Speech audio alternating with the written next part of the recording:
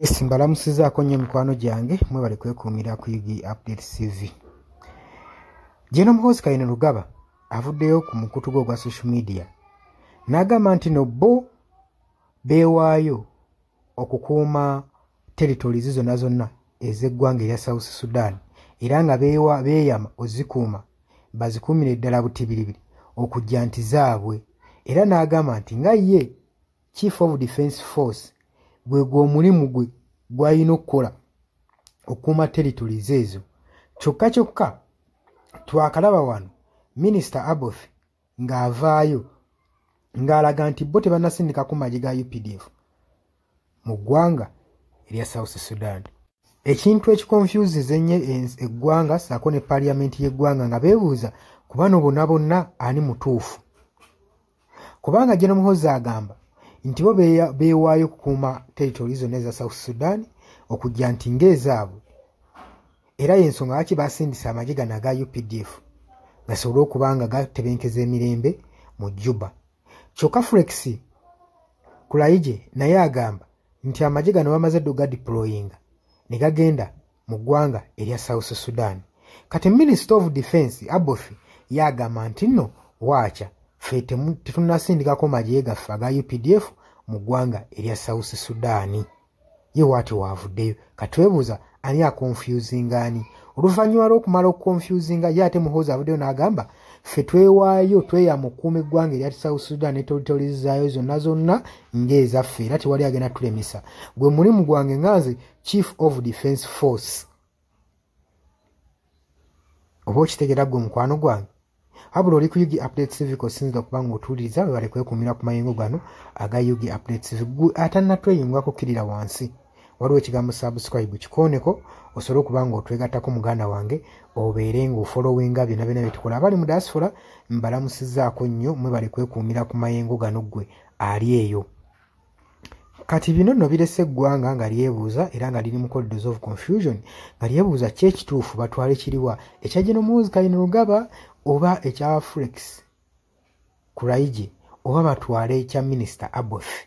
So basigadde bannayuganda tebali clarified ku nsonga ey'aba UPDF okubanga babayiye mu ggwanga erya South Sudan ogenda okutebenkeza emirembe. Wabula emmundu yo ky'oba omanya etokota wakati w'abavubuka aba vice president saako ne president gwe mukwano gwange aleeyampuliriza.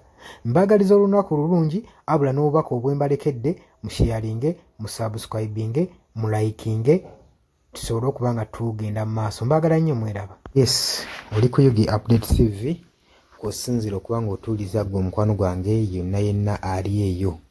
Gwe nagambye agala otweyungako, agala okweyunga ku channel eno, kirira wansi waliwo ekigambo subscribe kikooneko okoonene mukadde.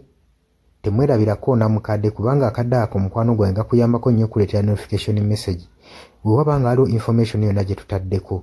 Ate buli w'osubscribing obeera otufollowinze kitegeeza buli kimu kye tunaateekako ojja kuba ng'okifuna gwe mukwano gwange. Leka okeepingwe ng'oli updated ku buli kimu ekigenda mu maaso mu ggwanga gw'aleeyampuliriza. Abali mu Qatar, Oman, Dubai, Saudi Arabia, abali Dubai, abali mu US, abali mu UK, abali Canada, abali mu South Africa, nammwe abali mu ndwana Kenya nalekaani menyani, nammwe abali mu Asia matumiddeko nnyo mwebale kwekuumira ku Yugi Update TV mwe mbeezezzaawo amayengo gano aga Yugi Update TV. Mikwano gyange sola beebaza kinnoomu wabula nsazeewo nkozese lino eddoboozi ery'ewamu nsobole okubeebaza mwebale kuyimirizaawo channel eno. Mwebale mwabajja naddala mwabajja mu comment section ne mukomentinga ne muteekako endowooza yammwe ne mutangaaza bannayuganda ku ki ekiteekeddwa ekituufu okukolebwa gwe okusinziira ku ndowooza yo.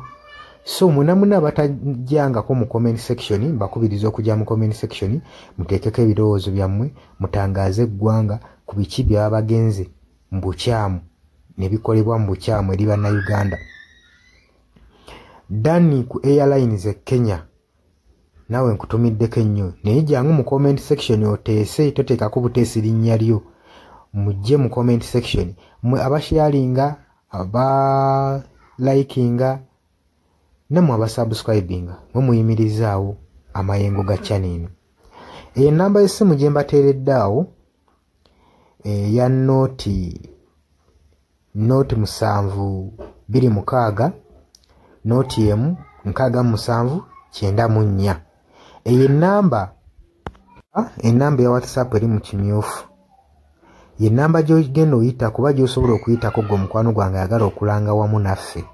Ng'alina bizinensi yo ng'ogyagala tugikulangire nga wandyetaaze ogikulangira.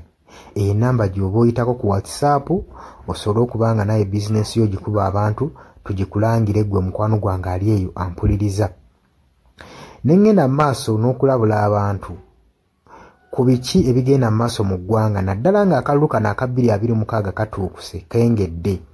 Kati buli muntu alina kubeera vigilant, olina kubeera bulindaala oleme kutunda mwoyo gwo mukwano gwange. Waliwo abatunda emyoyo gyabwe olw'M1,1500 sukaali. Gwe beera ng'omanyi akaseera we kanaatuuka akakuba ballot paper, beera nga manyi omuntu ogw'ogenda okuwa, gw'ogenda ottiikinga, gwe gw'olaba asobola okukulaakulanya ekitundu kyo constituency yo, gw'olaba agenda otwala eggwanga mu maaso.